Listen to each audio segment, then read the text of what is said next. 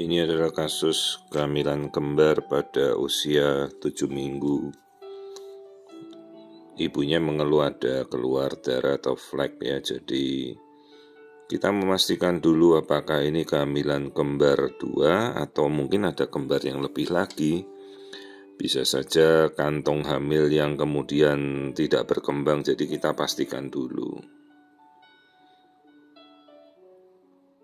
Nah, di sini kita melihat ada 2 kantong terpisah, jadi kelihatan sekali ada 2 kantong dengan sekat pemisah ya, cukup tebal sekatnya.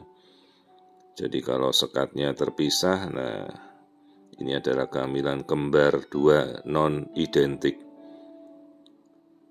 Dan masing-masing kantong berkembang janin embrio.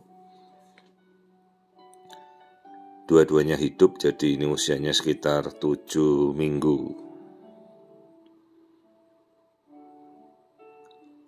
Nanti kita ukur masing-masing ya. Nah ini jadi kita perhatikan 2 kantong yang berkembang sempurna.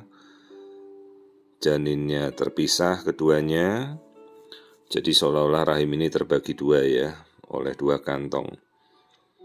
Nah kita perhatikan ini detak jantungnya sudah terlihat,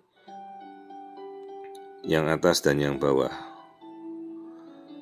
Nah terus bagian kanan yang agak gelap itu seolah itu ada tampilan yang agak isinya suram, yaitu perdarahan yang tadi kita lihat. Perdarahan flek lain yang kita tunjuk panah ini adalah perdarahan flek hematom subkorionik pada bagian bawah kantong hamil. Nah di situ.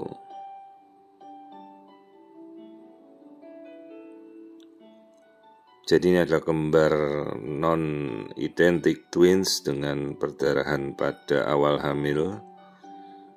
Jadi itu bukan kantong kehamilan ketiga ya, ini yang butek itu isinya itu darah beku. Hematom subkorionik. Jadi ya kita anjurkan ibunya untuk istirahatlah, kita berikan penguatan anti perdarahan dulu. Intinya cuma itu saja. Ya karena ini kantong perdarahannya cukup besar juga, jadi upayakanlah supaya dia istirahat dulu ibunya. Ya. Jadi biar dia mengendap, jangan sampai malah keluar terus-terusan perdarahan. Ya ini kita lihat kantung hamilnya ada 2, terus ini yang kelihatan ini adalah hematom subkorionik, itu yang butek di bawah. Ada bagian yang terang itu darah yang sudah membeku, kalau masih yang gelap butek itu darah yang masih aktif ya, keluar seperti flek-flek coklat. Ya, nah ini kita lihat masing-masing embrio kantongnya terpisah, detak jantungnya sudah terlihat tanpa kita harus menggunakan Doppler. Ini USG yang kita lakukan dari atas perut ya, abdomen. Jadi kalau masih ada flek biasanya saya tidak melakukan USG dari transvaginal, kita cukup USG dari perut saja untuk melihat pertumbuhan janinnya. Nah, perhatikan ini yang warna biru dan merah, perhatikan itu adalah detak jantung aktif di masing-masing embrio.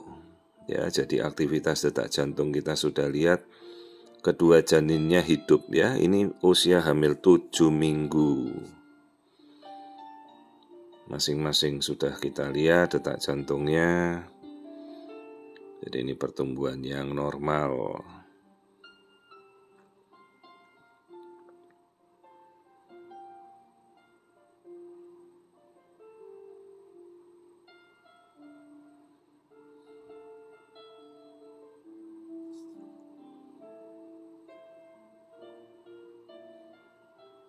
Nah kemudian kita amati detak jantung sebelahnya.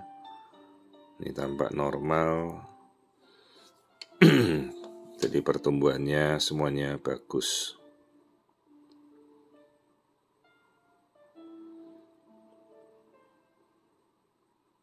Nah kita coba rekonstruksi tampilannya kembali pelan-pelan. Nah lihat tampilan janin. Jadi kelihatan sekali ada perbedaan tumbuhnya ya. Jadi kalau non-identik ini terjadi dari 2 fase pembuahan.